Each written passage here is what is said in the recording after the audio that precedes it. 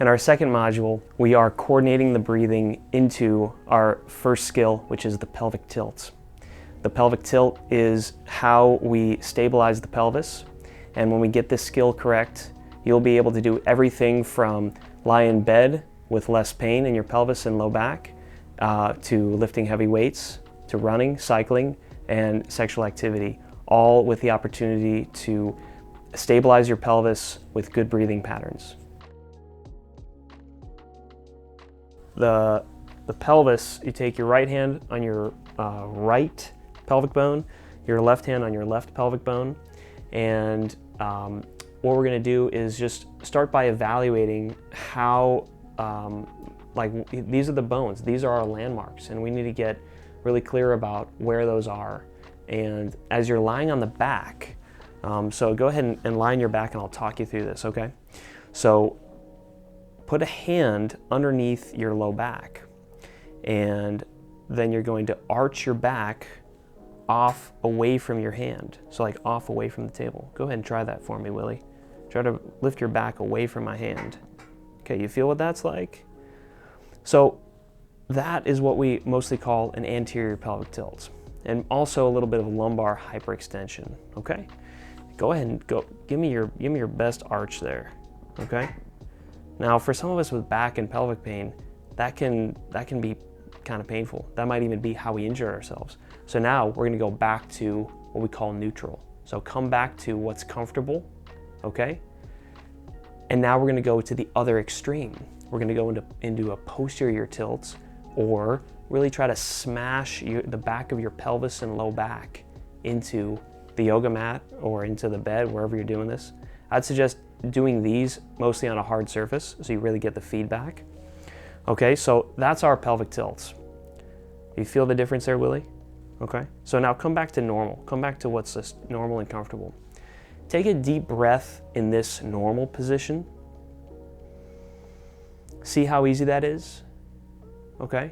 Or just evaluate, does that feel easy? Maybe I shouldn't tell you what to feel. Now come into that anterior tilt, the first one where you really arch your back, arch your pelvis up off the table. Now try to take a deep breath. Does that feel any more difficult? Does it feel easier maybe?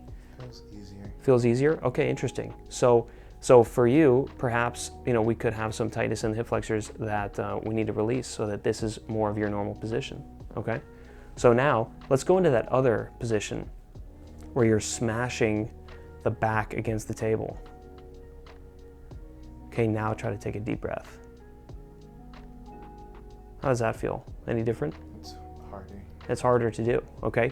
So now let's try to, we're gonna make this an exercise where you're moving your pelvis through its full available range of motion, and we're coordinating that with the breathing, okay? So as we tuck the pelvis under, and one way to think about this is the front hip points are lifting up towards the ribs. So go ahead and try that now for me, Willie. And that's when we exhale.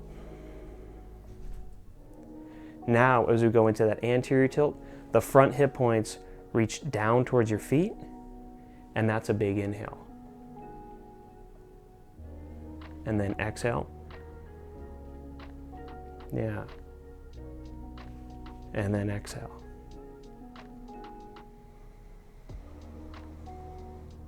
So this coordination of the breathing and the pelvic tilt, and what's moving the pelvis around is the low abdomen, okay?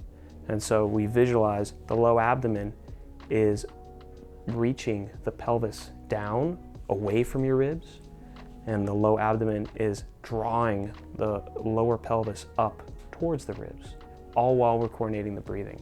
So this one skill, whether you're about to get into a heavy deadlift, whether you're on the saddle, riding your bicycle, or sitting in the office chair, you have to understand if you have these issues with back, pelvic pain, if your pelvic tilt is not right, let's use this as a basic skill to try to improve the integrity of that motion and improve the health of the tissues that connect to your pelvis.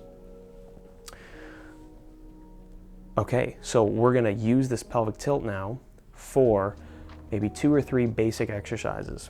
So we're going to we're going to bring this pillow out from underneath the knees, and then bend the knees all the way for me here. Okay, so our first exercise is bring the heels together, and so you're going to find that neutral pelvis. So it's not arched, it's not tucked, it's right in the middle. And then on an inhale, we're going to draw the knees apart to the sides of the room. And then we exhale, draw the knees back together. So that's the basic motion. Now, keep going. Let's inhale, the knees draw apart as far as you can. On the exhale, you're drawing the knees back together. With these exercises, we're going to go for about 12 to 20 repetitions, or if you're just going based on time, 1 minute of practice.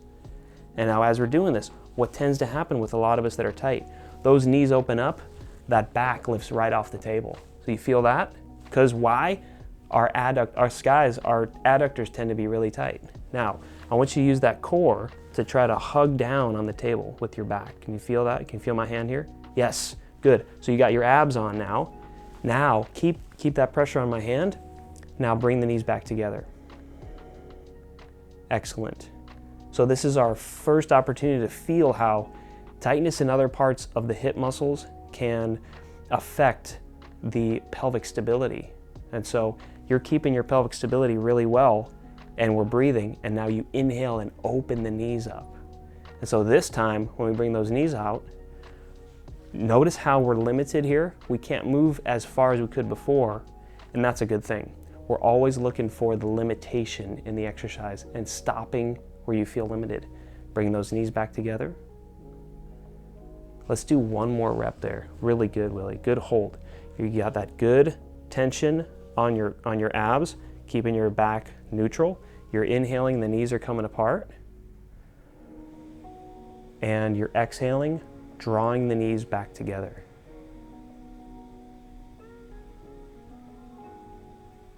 Yeah, excellent. And so you held that tension the whole time. And you didn't go too far, okay? Because that's where we need to make sure that we're not going too far in any of these exercises. We're breathing, we're paying attention to our pelvic stability. Our next exercise is same principles, just a different hip motion. You're bringing the knee up towards the chest. So here's the gist of the motion. It's our first time that we're going to start to really feel how tight are the hip flexors and how much this exercise can easily ramp up pain, and there's ways to step this down, but we're going to use this as our first one for the hip flexor. So same pelvic stability, same breathing patterns. We're inhaling as we're lifting the knee towards your chest.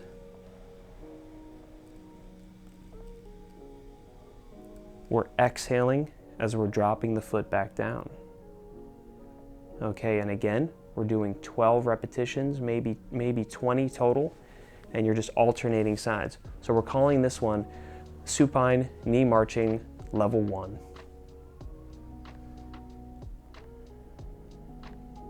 And the speed at which we're moving is coordinated by your breath. So you're taking the entire inhale to lift the knee. You're taking the entire exhale to drop the knee. Let's show them one more time on your right side. That's awesome, Willie. And that whole time, you're just keeping that low back solid against the ground. Excellent, okay? So that's exercise number 2. Next, we go into our first bridge. So if you've seen bridge before, hold on, don't go up too high. So how we're gonna make sure we're doing bridge, same principles. I'm a broken record. You lift your pelvis straight up. So put your hands on the sides of your pelvis. Yep. And then you're gonna lift your pelvis off the yoga mat. Yep. Okay, that's excellent. So what a lot of us do the first time that we do this, or we tend to arch the back. So go ahead and show them at home what it's like to arch the back a little more. So it's like, yeah, I can do a big bridge. I'm going up really high. But oftentimes that's putting a lot of tension to the sacrum. You feel that tension back there, Willie? Yeah. So come back down to the ground and do it how you did it the first time, which is, I would say, more correct. Now we're going to talk about your breathing. You're inhaling the entire way up. That's perfect how you're stopping there, and you're coming all the way down.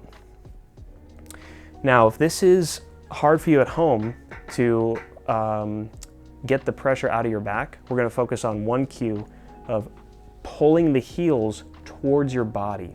So you're keeping your feet still. You're not actually moving the feet, but you're going to try to pull your heels down. Okay, will you feel that engagement on your hamstrings? So as you're lifting into the bridge, we're getting way more engagement to the back side of the body, and these hamstrings attached to the ischial tuberosities.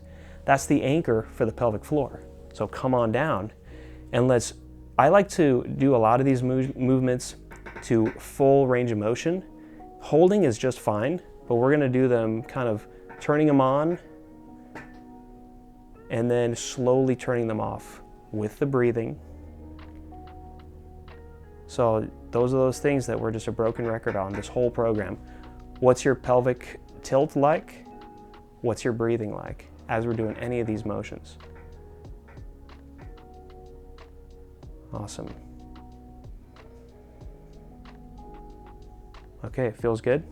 Okay, if you're getting a Charlie horse at home, that means we got to work on your hamstrings. Okay, on to the next one.